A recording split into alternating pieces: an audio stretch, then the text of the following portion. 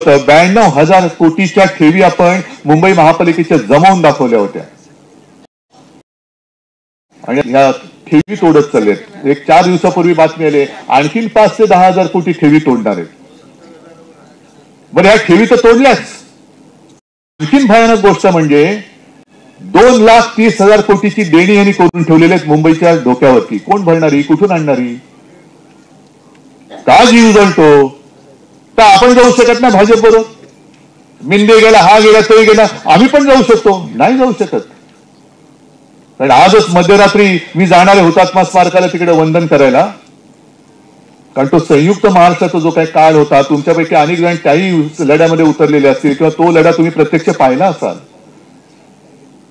आणि योगायोग असा, हे तुम्ही मला तारीख विचारली, मी तुम्हाला 20 तारीख दिली, पण आज प्रबोधनकारांची पुण्यतिथी नेमकं बरोबर उद्या 21 नोव्हेंबर हुतात्मा स्मारक दिन, तो उद्या 21 नोव्हेंबर। म्हणजे जो माणूस संयुक्त महाराष्ट्राच्या लढ्यामध्ये पहिल्या 5मध्ये होता ते माझे आजोबा,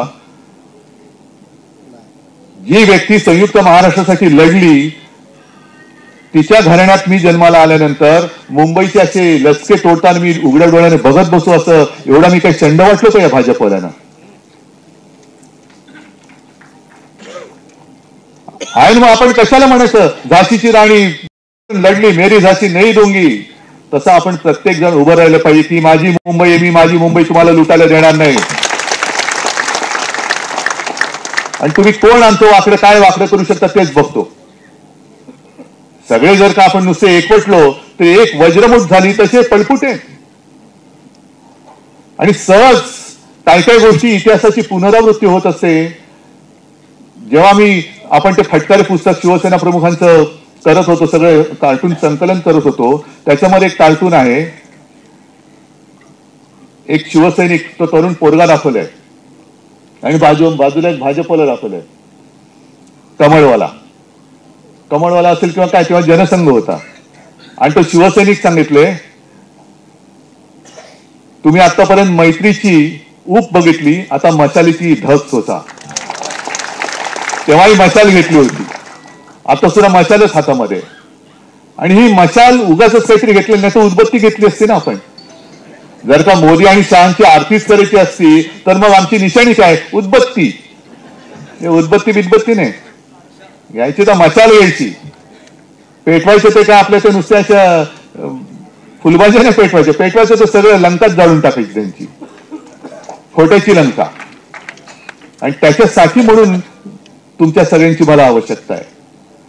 आज ह्या निमित्ताने मला सगळ्या तुमच्या सगळ्यांचे आशीर्वाद मिळत आहेत। हे आशीर्वादाची ताकद फार मोठी असते। शिव्या तर रोजच खात असतो आणि आता हे सगळ्यांना कळते। काल जे गेले होते ना, बाबा मारलं, बाबा तो ओलल्ला